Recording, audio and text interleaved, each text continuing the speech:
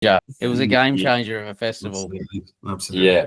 So because So I that's went cool. into it, as I said in my post debrief, like I went into it a bit sort of, I don't know, I guess kind of like everyone else, just like, you know, can this kind of save the scene sort of thing? Because I was a bit over the fucking these things and, you know, just Yeah. crowds and phones and everyone's attention span not being in the right space when you're out and about now. And it's just kind of like, Yeah. oh man, that's just the beginning. We could fucking sit here till midnight talking about this, but Yeah, I mean, you obviously know the things I'm talking about, and I was just kind of like, it just reminded me of like parties pre-social media, just like what people used to do, just like just stay in the moment and enjoy the really music, did. and it really You know, did. It was like, and that's what for me it was a game changer. Like as I said, I walked in sort of unbalanced and came out the Yeah. other side sort of like really Yeah. like rejuvenated. And I've since come home and already nailed 3 tracks down.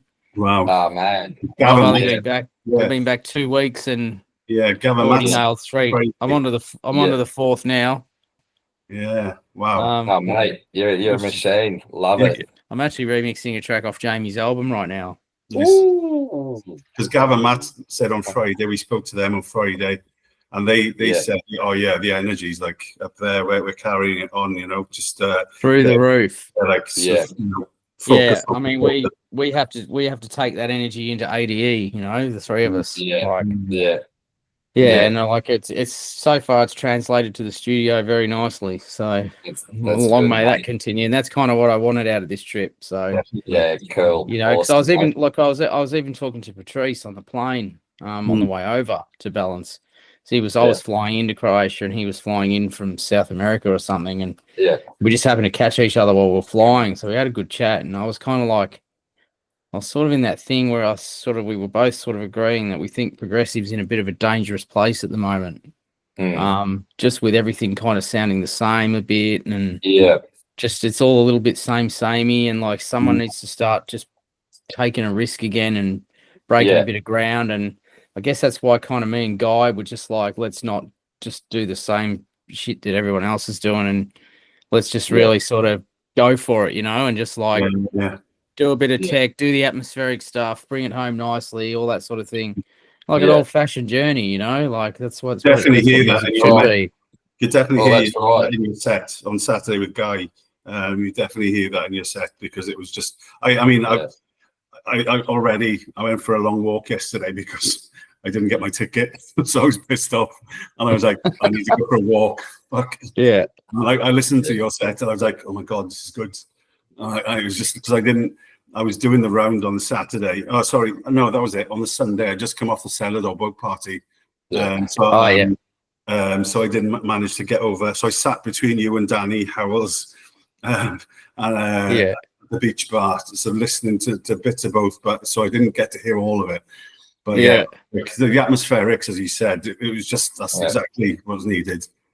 It was, and we kind of like everyone's got their style, but like me and Pat, this is what we talk about all the time. It's like, you know, I come from an old school era of Digweed, Sasha, and 4 or 5 hour sets and going somewhere, you know. Having that real journey.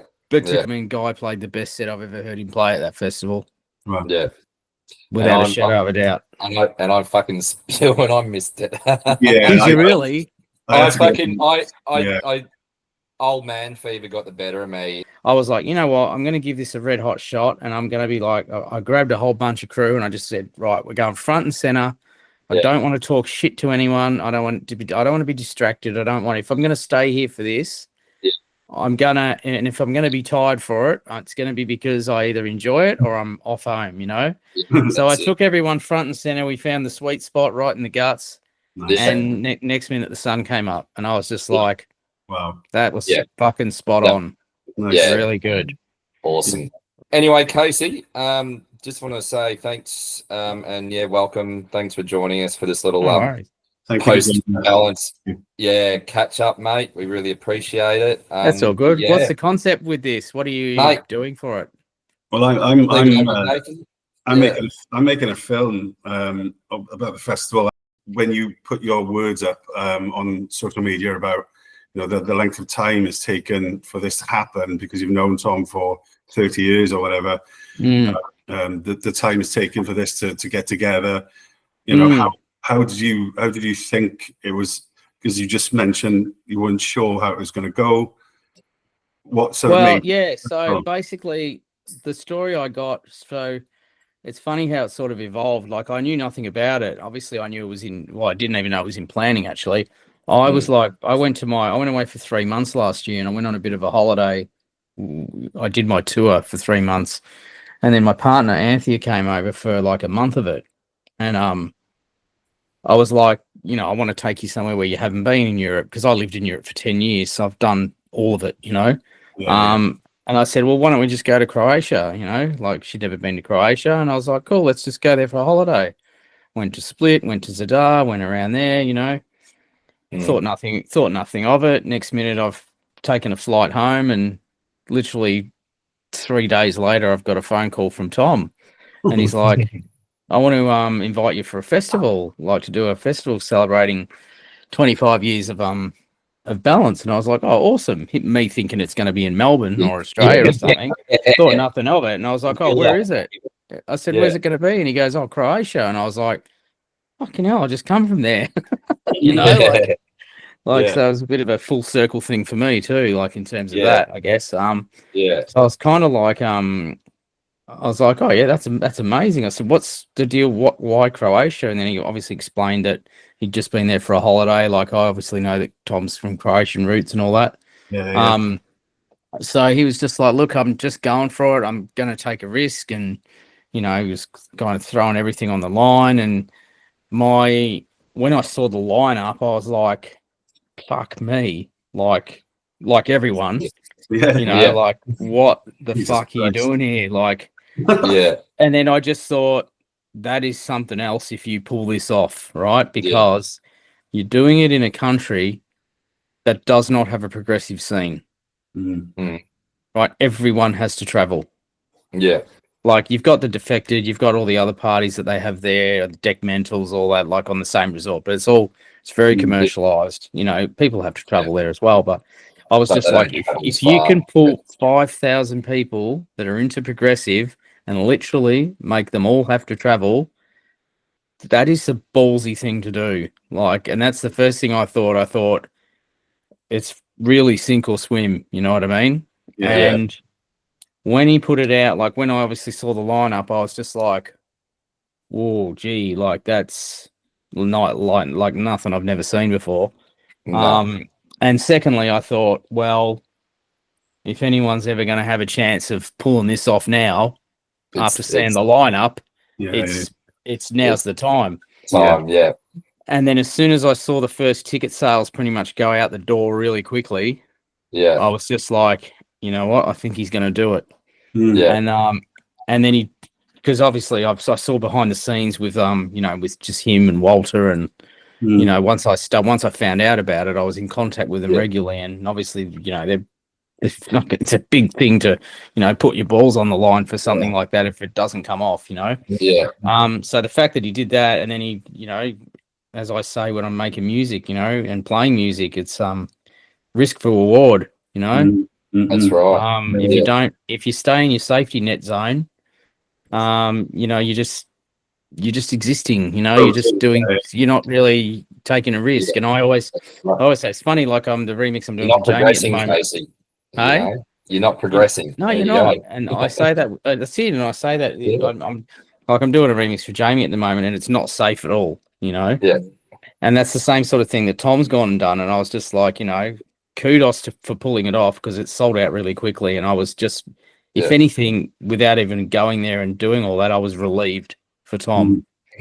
Because I was just like, you've put your balls on the line real big for this. Not only the rewards from actually doing it, making it work, and making it work faultlessly, to the point where, I don't know if you noticed, but we were getting compliments from the people at the hotels, like everything saying you guys are the best and most. That's what I was reading. The Garden Resort was saying you're the best and most respectful crowd we've ever had here. It's pretty much roll out the red carpet. This place is yours. We were getting shots at breakfast from the bloody hotel because they loved us so much. Because they said normally all the people that stay here, they're just fucking assholes. They're really entitled. They're really rude. All that sort of stuff that goes with that kind of entitled crowd. And they were just like, they were giving us shots at brekkie. She was like, "You guys come back anytime you want. Like, we love you," and this and that.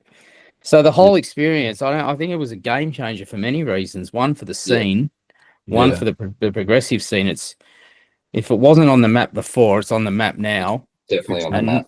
Not only is it on the map, but it just goes to show what I took from that is that if you stay away from these and don't get caught up in too much Instagram nonsense and stay in your lane and do what you do, that we can enjoy some success.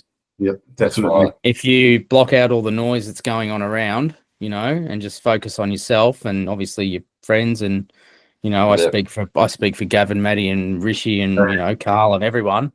That I think if we all just stick to our guns, because as you know, we're all family, all of us. Jamie, everyone, like we're all just one happy family down here. Like, and you don't get that very often in the music scene. Like there's a lot of competition and a lot of egos and a lot of everything, and and all us Aussies, we all get along, which is obviously amazing because we grow as one. I think obviously we're geographically isolated, so we come from the arse into the universe, and it's very, very hard for us to translate this if we're not all in the same corner backing each other. Like, it was easier back in the day, but obviously now with the social media power and all that sort of thing, you really need to do it as a whole. Before Jamie started his set on the Friday, I said to Matty on Friday that I was standing on a podium taking photos of everyone before Jamie started and just after Jamie started. And literally, it was just Aussie crew at the front of the stage. I mean, there was not many people there at that time, but it was the first set of the yard.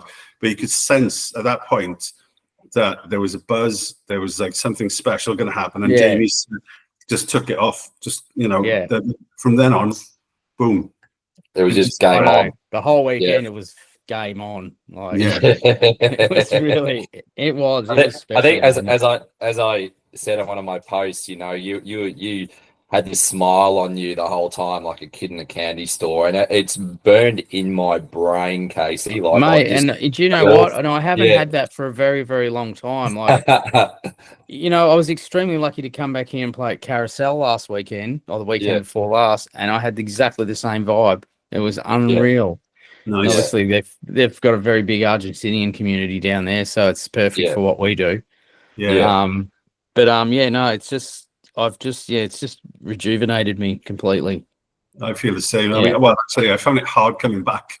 I found it hard the night before. Tell me about it. The sort of, I don't want to go. And it was sort of, it made me feel 20 again being there, because it was just like starting clubbing again, and the vibe, the atmosphere there was like years ago. Because from coming back from Melbourne, and like London has felt up and down. It had that same energy of like, for me, like, walking into, my first raves where everyone's just going nuts, and they're all just right in the moment, and I know, and that was, and I haven't experienced that in with that much energy in a long time. Obviously been to a lot of events and everything like that, but just that energy was something just. It was something else. It was just something else. Everyone in the moment. It just shows you that there are crowds out there that still appreciate good music, because it was a very mature crowd. The biggest fucking culprits for having their phones out was the DJs. I know. I mean, and I was one of them, and I'll admit it, because I wanted to take home every memory from that weekend as much as possible, and like that's just unheard of. Like, that's just to say that, and I'm not just speaking about myself. It was like literally everyone, like all the DJs had their phones out. They weren't doing it just to get every Instagram like possible. It was like, we want to capture this. Absolutely. This is a fucking pivotal moment in our scene, in our history, right? So Because and the good thing they did is that in the yard, or pretty much the whole festival, they really controlled the wristband culture quite a bit, because that's another dicky part to these kind of events, is that every Joe Blow normally gets around behind the back there. And there was a section when Hernan was playing, and I was doing a bit of filming up there because he was dropping a few of our tunes. So I was just trying to capture him, and like I turned around, and it was like Camilo and My Lawson and, you know, Martin Freedies and people like that. Like, normally it's just someone with a champagne bottle and a, you know, like that whole, you know, that culture where you buy a table and all that sort of thing. It's like, but this one, you turned around and it was all DJs just supporting DJs. Like that was the whole weekend. So I walked around so much on Friday because of the energy, you know, from when Jamie started. And I was trying to get some, you know, shots of Saturn Digweed, you know, in the closing set, but it was quite crowded on the stage at that point, and in the but it wasn't a dicky culture. Like, don't get me wrong, there was friends of DJs and that going on. Like, you know, and I had friends up there as well, but like there was no like they were proper friends or people that do events or, you know, something like that. It wasn't like just dicky VIP culture, basically, you know, like phones and bottles of champagne and $10,000 tables going around. You know, it was you know, industry folk, you know, supporting that. So it was great. But I think what I just loved even better was the fact that, you know, all the artists were like, no, we'll get amongst it as well. We don't have to hang backstage all the time, you know, just to see that, you know. There's no entourage, there's don't fucking come near me. None of that bullshit you see at other. So the thing is, everyone else, the whole sense of being grateful for being there, everyone else was, you know, even Sasha said it was like a high school reunion. 100%. Absolutely. I keep saying it was like it was a celebration. It wasn't a competition.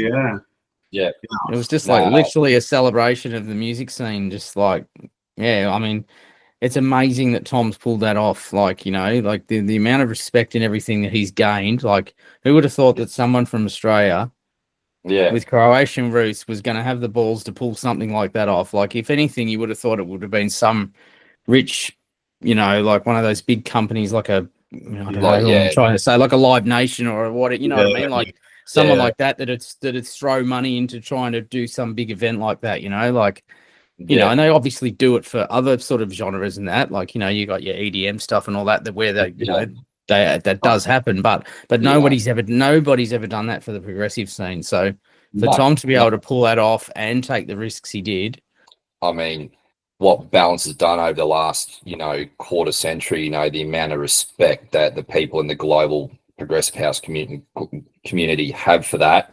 And the fact that none of this has been done before, everyone was just like, we're fucking going, like, you can't miss out on this, right? So that's it. And that's one of the questions. That's one of the questions I was going to ask, actually, because I mean, speaking from the position of Balance's longevity and 25 years in the business and more, do you think this could be a sign of more things to come and a launch pad for the scene, the progressive scene? I hope so. I really do. Like, I know that Tom was debating whether to do a second one or not. Like, I don't think he knew at the time. I mean, I thought it was possibly on the cards if it was successful. But I don't think he ever really knew until sort of he maybe was in the moment, or he was just like, you know, sort of, you know, just like as the event was unfolding in front of him, realizing what he'd actually done for the scene. And I think that it was one of those things where it was kind of like, well, if I don't do it again next year, somebody else will jump on the bandwagon and try and do it for sure. That's right. You know, so that's why I'm really happy that Tom's decided to go with it, because it will keep it authentic as well. It will keep it authentic to the scene, and if he scales a few things, you know, into the way that it sort of he molds it, you know, solidifies a few things and that, like, I just think he's got this set up for life. And look, hopefully this has a snowball effect onto other events around, you know, the community. And totally, without a doubt. Maybe because he did it, you know, in the way of there was no VIP bit and there was no glamour associated to the backstage. Maybe that was the right thing. Maybe those are the right things that made the festival such a success. And I'm pretty sure from what you're saying that it'll be the same again next year. It's not. Yeah, well, I mean, it made it special for us for sure. Like, obviously, it was great to just turn around and just be surrounded by a legend everywhere. It was like that's just the other thing too is like you've never actually had an event where everybody's just together in that scene. Yeah. So you've never had the chance to be able to turn around and go, oh, well, look, he's over there, she's over there, that sort of thing. Whereas this was just like everyone was there and everyone was locked in and everyone was having fun and everyone supported each other, and then just that in itself was amazing enough, it was mind blowing and just beautiful at the end of the day. So just to know that Tom's going to roll on with it's fantastic, because I think, as I said, someone probably would have jumped on it, and I just don't think anyone would have been able to do it the way Tom did it. And I don't think anyone would be able to do it moving forward.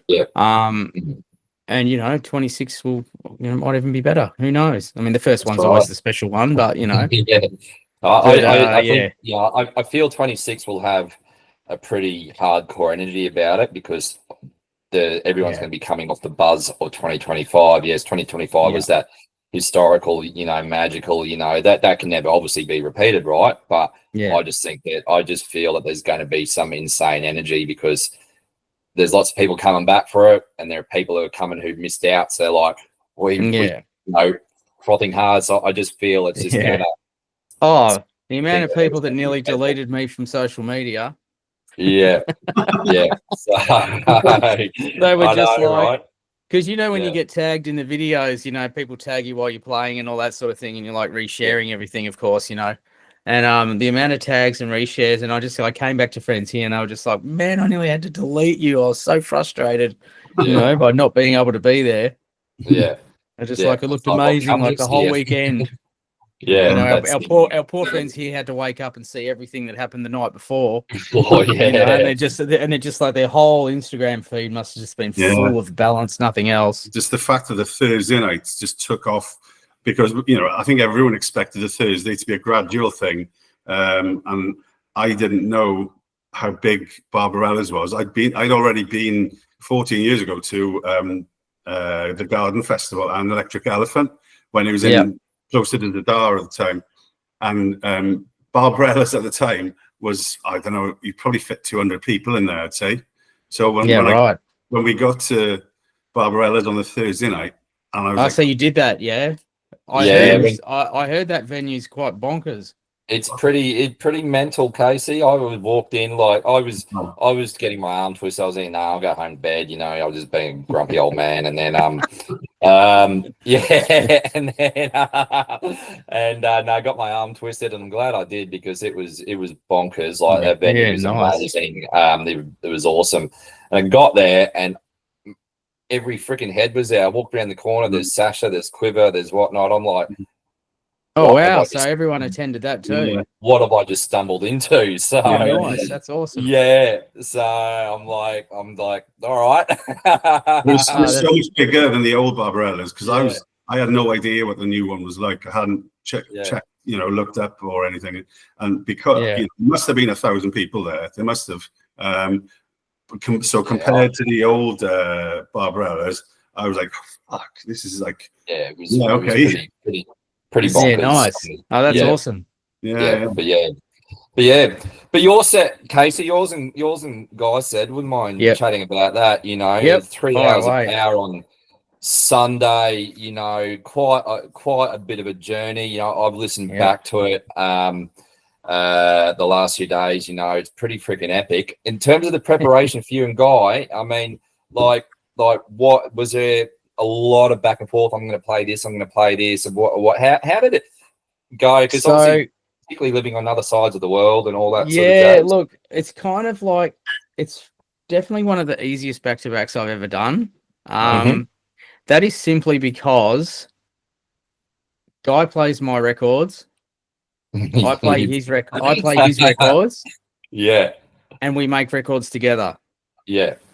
And our tastes are very similar for other things as well. So in terms of like being back to back that works. Like it's one of those ones where, you know, sometimes they play back to back, but you kind of you don't feel like there's a gel going on. Like you kind of feel like they're competing, or that just the musical tastes are slightly a bit different. That, you know, I don't know. Some people do 1 for 1, some people do 2 for 2. Sometimes you feel that that it's not very not flowing sort of thing. So there's no like real for me dynamic. and for me and Guy, I mean, that's only the second time we've done it, but it felt like the 50th time. Yeah, okay. Yeah. And the preparation for it, I guess, like obviously because we're on different sides of the planet. So we obviously are in regular contact pretty much daily. And I guess it was one of those things where we were just like, right, here's my new tunes, here's your new tunes. And we threw them together, and that was about 10. Yeah. Then the ones we did together was about 5. Yeah. So that was half the set covered already, you know? And then obviously Jamie got a 3 or 4 in there, and then Maddie and Gav, and then, you know, supporting the Aussies and all that. And then those are the ones we sort of like fire backwards and forwards to each other, and we're just like, you know, how about we drop this? How about we drop that? Drop this? Yeah. And then, you know, obviously there's one or two classics in there, or some recognizable things that, you know, I'm never afraid to do, because I think that you always, you know, you can't go too far away from everything. It's always nice to sort of throw in a couple of friendly ones. And particularly now there are actual classics in the music, we've reached that pivotal moment. And there's nothing wrong with it. Like Guy Ray did this remake of Love Stimulation. Yeah, you would have heard in the mix. So that was his, was it? Oh, wow! And you know the funny thing, the funny story about that was that I was in the hotel on the day before, just finalizing the set. So we went backwards and forwards, and we kind of got it down to about 30 tracks. Yeah, we started at about 160, and I was just like, oh no! I was like, how am I going to do this? You know? And I said to Guy, look, do you mind if I sort of do a little bit of, because I don't prep, you know, start to finish. What are we going to play? It's like, I don't like that. For me personally, like I just find, because I've been doing this for so long, I don't need to do that. I just find that like there's no surprises when you prep, you know. I always know like the first and second tracks, third maybe. And I know, you know, I know what the last sort of couple are, you know. But that can there's a couple other big ones that you know you want to drop. But what am I going to work in between? Like that can also change. But like anything in between that, so about the 2.5 hours in between that, I knew what was in the folder, you know, and I knew obviously what it was good, you know, but I was like, that's the part where you go off the cuff, because I find that that's where the magic happens. You know, like if you nail it, that's where the magic happens, because not only do you surprise the crowd, but sometimes you surprise yourself, you know? And I just find that planning doesn't do that. Like going into a set and knowing exactly what you're going to do, for me, that's, you know, I know people do it, but for me, that just, I've been doing this for so long that's just that's not a thing for me. Especially if you do back anyway, because if you know what you're going to play, and you play someone else who might play something completely different, then it makes more sense that you're keeping your mind open anyway. So and obviously the other thing as well is that when you if you prepare a whole entire set, I mean, what if you get there and the crowd's not? They're in a what if they're in a, you know, what if they're like energy wise they're in a different moment? You know, then it's just like, well, hang on, I've gone and prepared something that's harder or softer or what, but it's the moment's the complete reverse of that, you know. So you've just got to be as much as you're going to do your own thing, you've just got to be prepared that, you know, I might have to like ease into it, you know, because the one before was a bit whatever the moment says, you know, you might have to ease into it, or you might have to come out the blocks a bit harder and then dip off in the middle and then come back home, and then it's just one of those things. So, but I did kind of say to Guy, look, I'll prepare a few things, like just so we've got that sort of 30 at least in that folder, because normally I'd have a folder with 100, 150 tracks in it, whatever. But I was just like, look, let's just nail it down to 30, because obviously we know we've only got 3 hours, and I've been here all weekend, so I kind of know the vibe, because he flew in on the Sunday late. So he sort of trusted me with the vibe, and then and then we just got up there and we just unleashed basically. And it was amazing. But I do feel like that I've played with Guy like quite a lot, and we have had some discussions post Balance that we are going to do sort of like the next Tasha, John, GMJ Matter, you know, Hearn and Nick sort of thing. So we're going to you're going to see a lot more. We're going to partner up a lot more, and we've got obviously we got 3 gigs at the end of the year together at ADE. Nice. So I'm already planning next year around Balance for excellent. For me and Guy to do some shows around Europe and all that sort of stuff. So yeah, you'll be hearing a lot more, definitely. Fantastic. That's brilliant. That's really good. That's really good. Okay. Yeah. Well, I mean, other than looking forward to next year, I think it's just I think the feelings are still, you know, raw from the last month anyway, and I think everyone who was there definitely, and the fact that people who weren't there, I mean, if they do get tickets next year, they're in for a treat, obviously. But is there anything else that you sort of sticks in your mind from the festival, or there's so many things that, you know, that it's hard to. I mean, there's so many things, but I don't know. I mean, I think I've pretty much covered most things that that were good for me, like just in terms of like obviously the no phone culture, everyone in the moment, the no VIP thing, all the just like, and look, everyone bought their A game. Let's face it, for the you know, I mean, a lot of people did prepare for it. I'm not saying their sets and everything, like, you know what I mean, but like planning and stuff. But I just like everybody. You could tell that everybody was like, this is going to be. Look, as soon as you saw that lineup, like if you don't put everything into that, there's got to be something wrong with you. So basically, everyone, you know, there was, you know, they in terms of that A game, it's that professionalism. Yeah. Well, obviously, you guys, you know, you played around the world, you played around the globe, you know, you played that, but you're playing in a place to everybody from around the world, right? Yeah, exactly. You know, everyone. So you're literally have been put on this global stage, you know. Yes, it's just like you got no choice but to, like, you know. Yeah, that's it. Bring it, right? Yeah, 100%. You're not playing to all your mates back home where that's right. Everyone's, you know. Yeah. I guess the one thing that was a pleasant surprise from the weekend was just getting to obviously meet some of the people that I hadn't met before. That you know, obviously, you know, you're in the same circles with. And hearing some of them, like obviously I spent some time with 40 Cats. I hadn't met her or heard her play. And she was a beast. Like she played really well. And like, so, because obviously, you know, with Guy and Hernan and Patrice and everything, like, you know, you're going to get a great time, you know what I mean? But the surprises were those things for me, like just people that you don't get to see regularly that were like, you know, like just really playing well, like just, and it was lovely to meet them and they were great people and everything. So that was another good thing from the weekend. That was probably the other good thing I took away from that weekend, actually. Yeah, because I mean, I was meeting people for the first time from Melbourne, actually. Laura, Trev, Darius and Stuart ambushed me at the start of Jamie's set because I was wearing my zero tolerance t-shirt. Oh, yeah. Jumped on me. Oh yeah, Darius would have got you in a headlock, half pissed. Yeah, almost. Yeah. Thanks for joining us today. Anyway, honestly, it's been special. No problem. We're so excited for next year. I am definitely. It's sort of. I think everyone's going to be counting down the days, really. Sort of. Especially I already am. I've still got to get out. I've still got ADE to get through. I think not much is going to top that, but you know, I've got to just push that aside now. Focus on ADE, because that is always a hoot as well. You know, that's good fun. Yeah. Cool. And we've got our showcase over there, so we're in full steam ahead mode for that at the moment. Fantastic. Yeah. Fantastic. Awesome. Nice one. Yeah.